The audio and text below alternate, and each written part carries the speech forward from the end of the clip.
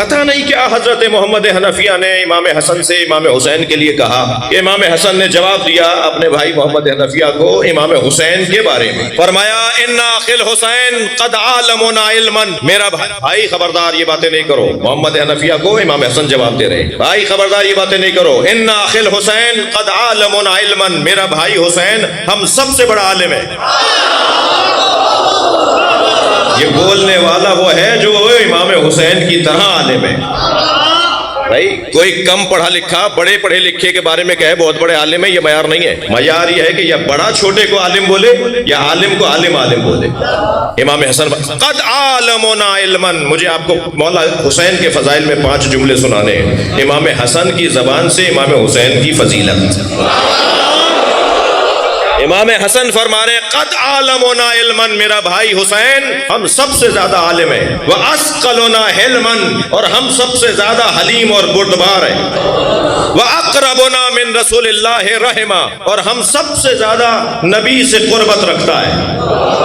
یہ 3 جملے ہو گئے، چوتھا جملہ سنیں، کانا یقرأ الوحی قبل ان ینطق، حسین نے قرآن نازل ہونے سے پہلے قرآن پڑھ لیا تھا۔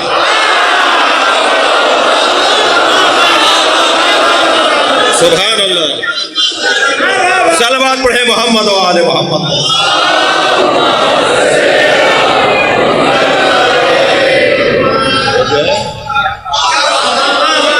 ابھی قرآن نازل نہیں ہوا ہے کہ حسین نے قرآن پڑھ لیا تھا۔ قرآن کے نازل ہونے سے پہلے قرآن پڑھنے کا کیا مطلب ہے بھائی؟ اچھا میں اس سے رکنا چاہتا ہوں مگر 5واں جملہ سن لیجئے امام حسین کی عظمت کا۔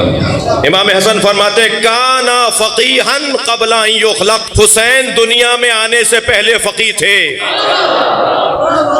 ابھی حسین مولا دنیا میں آئے نہیں تھے کہ فقیہ تھے، فقیہ۔ جی ہمارا مجتہد مفتی عالم دین مرجع تقلید پہاڑ ہوتا ہے علم کا اور دانش کا، مگر وہ جو پہاڑ ہوتا ہے علم و دانش کا وہ بھی فتویٰ دیتے وقت کہتا ہے واللہ عالم، میرا فتویٰ یہ ہے مگر حقیقت اللہ جانتا ہے، میری تحقیق یہ ہے مگر حق کیا ہے وہ اللہ جانتا ہے، واللہ عالم، اللہ جانتا ہے کہ بہتر کیا ہے۔ لیکن یہی فرق اور موٹا فرق ہے کہ ہم جیسے اگر عالم ہو جائیں تو ہم انتہائی محنت کے بعد، جہاد اکبر سے کم نہیں ہے اجتہاد، جہاد اکبر کرنے پر کامیاب ہو جانے کے بعد بھی فتویٰ دیتے وقت وہ لکھتا ہے کہ واللہ عالم، اللہ بہتر جانتا ہے۔ یہی موٹا سا فرق ہے، مگر حسین یہ نہیں کہیں گے کہ اللہ بہتر جانتا ہے، حسین کہیں گے جو اللہ جانتا ہے وہ میں جانتا ہوں، جو اللہ کا حکم ہے وہ میں جانتا ہوں، جو اللہ کا نظام ہے وہ میں جانتا ہوں۔ کانا فقیہا قبل ان یخلق، ابھی دنیا میں تشریف فرما نہیں ہوئے تھے کہ مولا فقیہ ہیں۔ اچھا اس چوتھے جملے کو کیسے سمجھیں گے؟ کانا یقرأ الوحی قبل ان ینطق، مولا حسین کے بارے میں امام حسن فرما رہے ہیں کہ وحی کے نازل ہونے سے پہلے حسین نے، قرآن کے نازل ہونے سے پہلے حسین نے قرآن کو پڑھ لیا تھا۔ کیسے سمجھیں گے اسے؟ یہ ہضم بھی تو ہونی چاہیے نا بات۔ اچھا میں مجلس پڑھ رہا ہوں، مجلس میں تو کہیں نہیں دروازے پہ نہیں پوچھا جا رہا اور پوچھنے کا حق بھی نہیں ہے، اور پیشانی پہ بھی نہیں لکھا ہوا کہ مجلس میں بیٹھا ہوا سنی ہے یا شیعہ، اس لیے کہ ہمیں حق ہی نہیں ہے کہ ہم دروازے پہ کسی کو روکیں۔ یہ حسین کا خیمہ ہے، ہر آنے والے حر کے لیے کھلا ہوا ہے، سب یہاں بیٹھ سکتے ہیں آ کر۔ اور میں کل کہہ چکا ہوں کہ یہ تو سنی تو ہماری جان ہے، ہم تو ہندوؤں کو نہیں روک سکتے، سکھوں کو نہیں روک سکتے، عیسائیوں کو نہیں روک سکتے۔ امام حسین کا ذکر ہے بھائی، خوشبو ہے، جو جس کا شامہ سالم ہوگا وہ سونگے گا، جس کو سونگنے کی صلاحیت ہوگی وہ سونگے گا۔ تو یہ اسی بات سے تو پریشان ہے بعض لوگ، آپ کی وسعت قلبی، آپ کی کا سیاہ صدر، آپ کا لوگوں کو گلے لگانا، سب کو اپنے قریب کرنا، اسی سے بعض لوگ پریشان ہیں۔ جی پریشان ہے بعض لوگ، یہ جو آپ جلوس لے کر نکلتے ہیں، یہ جو آپ مجلس کرتے ہیں، اس سے لوگ پریشان ہیں۔ یہ آپ خوشبو لے کر نکلتے ہیں، جی ذکر اہل بیت کی خوشبو لے کر نکلتے ہیں تو خوشبو تو پھر پھیلتی ہے۔ ایک اجلاس میں تھا تو وہاں ایک بزرگوار تھے، ایک مولانا صاحب تھے، وہ فرمانے لگے ہماری گلی سے یہ ماتمی جلوس نہیں گزرے گا، ہم نہیں گزرنے دیں گے۔ اتنی تکرار، اتنی لڑائی کی انہوں نے۔ وہ جو افسر بیٹھے تھے، ریاستی ایک افسر تشریف فرما تھے جن کے ہاں میٹنگ ہو رہی تھی، انہوں نے کہا، پوچھا اپنے نیچے کے افسران سے کہ کتنی دیر تک جلوس ان کی گلی میں جائے گا؟ انہوں نے کہا مولا حضور سرکار یہ 10 منٹ سے زیادہ کا رستہ نہیں ہے، ایک گلی سے ان کی گلی میں آئے گا اور وہ 10 منٹ بعد دوسرے رستے پہ چلا جائے گا، 10 منٹ سے زیادہ ان کی گلی میں نہیں رہے گا۔ تو وہ جو افسر تھے انہوں نے ان سے کہا کہ مولانا 10 منٹ کی بات ہے، آپ کیوں اس کو پریشانی ڈال رہے ہیں؟ کہنے لگے 10 منٹ کی بات نہیں ہے، یہ 10 منٹ حسین حسین کہیں گے، ہمارے بچے سارے سال حسین حسین کہیں گے۔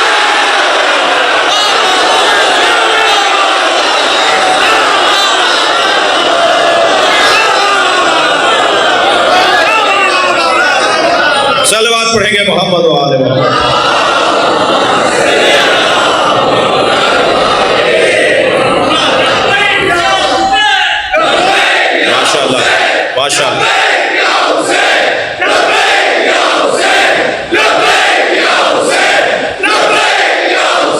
بلند تر صلوات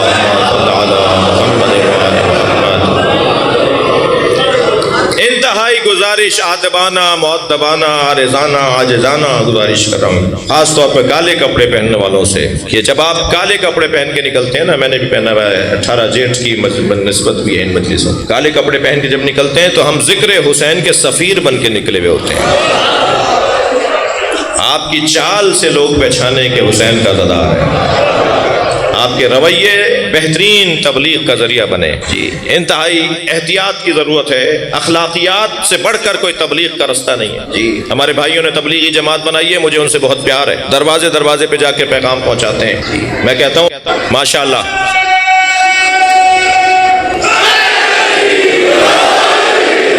توجہ کر لی.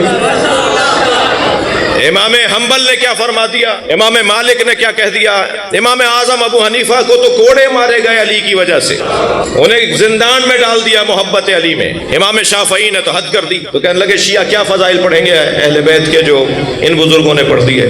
دقت ہے. تو میں نے کہا جی کوئی عیب کوئی خامی بتائی. کہنے لگے بس آپ اپنے ذاکرین سے کہیے کہ اپنی زبان کو ذرا اچھا کر لیں. دعوت دینے والے کی زبان ابے تبے کی نہیں ہوتی. جو دعوت دینے والا ہوتا ہے نا، جو بلانے والا ہوتا ہے، وہ پیار سے بات کرتا ہے، اس کا لہجہ اچھا ہونا چاہیے، اس کی گفتگو کا سلیقہ ہونا چاہیے. تو بس یہ آپ بھی اپنے مجھ جیسے لوگوں سے کہیے کہ ذرا یہ آپ نے خطاب تو بڑا اچھا کیا مگر یہ جملہ آپ کا اچھا نہیں تھا، خواہ کسی سنی بھائی کو برا لگے گا. ماحول بھی ویسے بھی صحیح نہیں ہے، اور ماحول کی وجہ سے نہ کیجیے، اللہ کی خاطر کیجیے. دقت ہے بات کی.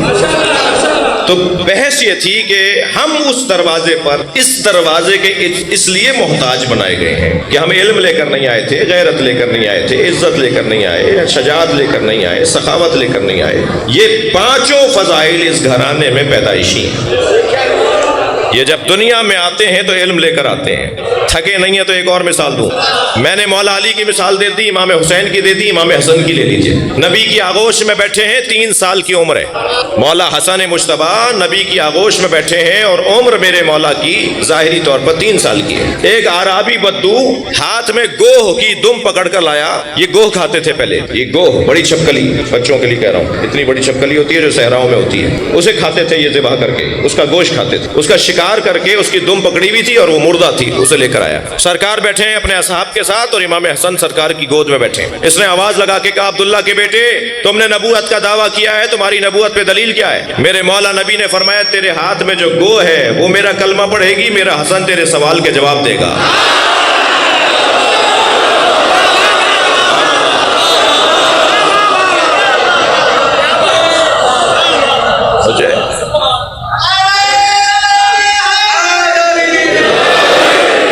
یہ گو، یہ تو مردہ ہے، یہ کیا جواب دے گی؟ سرکار نے فوراً آواز لگائی، یا زب من انتا وما انا.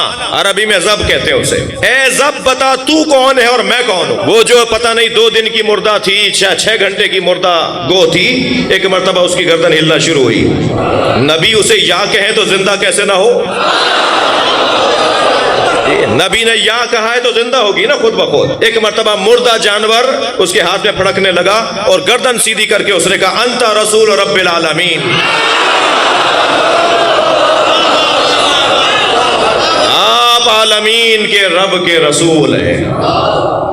پھر میرے مولا نے فرمایا، میرے مولا نبی نے فرمایا اب میرے بیٹے حسن سے سوال پوچھو. تو کہنے لگا یہ بچہ کیا جواب دے گا؟ جیسے اس نے کہا نا یہ بچہ کیا جواب دے گا، تو مولا حسن کی آواز آئی سل فقیہن ولا صبیہ. پوچھ ایک فقیہ سے، بچے سے بات نہیں کر رہا ہے. سبحان اللہ سبحان اللہ. جی کہنے لگا آپ کے نانا کے نبوت پر دلیل کیا ہے؟ حضرت نے فرمایا ایک مردہ زندہ ہو گیا، ایک جانور بولنے لگا، تب بھی تجھے ہدایت نہیں ملی. توجہ ہے. سن، کل رات کو تو فلاں قبیلے میں 15 آدمیوں کے ساتھ تھا، تم 15 کے 15 افراد میں اتنے فلاں قبیلے کے تھے اور اتنے فلاں قبیلے کے تھے. تم سب نے یہ طے کیا کہ میرے نانا کو آ کر ایسے سوالات کرو جس سے میرے نانا تمہارے گمان میں شرمندہ ہو جائے. طے ہوا کہ تو جا کر سوال کرے گا. تو وہاں سے نکلا اور فلاں منزل پہ تجھے مجھے دو لوگ ملے جنہوں نے تجھے سمجھایا کہ جا کر نبی سے سوال نہ کرنا، ذلیل ہو جاؤ گے، مگر اس کے باوجود بھی تو نہیں مانا اور یہاں پہنچ کر میرے نانا سے سوال کر رہا ہے اور جواب دینے کو میں تیار ہوں۔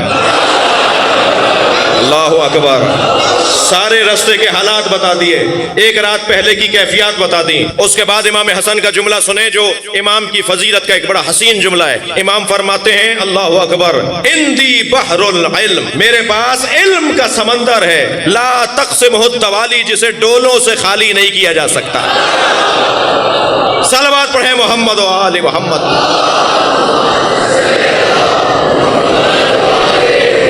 یہ گھرانہ پیدائشی عالم گھرانہ، یہ وہاں سے پڑھ کر آنے والا گھرانہ ہے، یہ وہاں سے شجاعت لے کر آئے ہیں۔ جی ہمارے ہاں شجاعت جب آتی ہے کہ جب ہم شجاع لوگوں کے قصے سنتے ہیں۔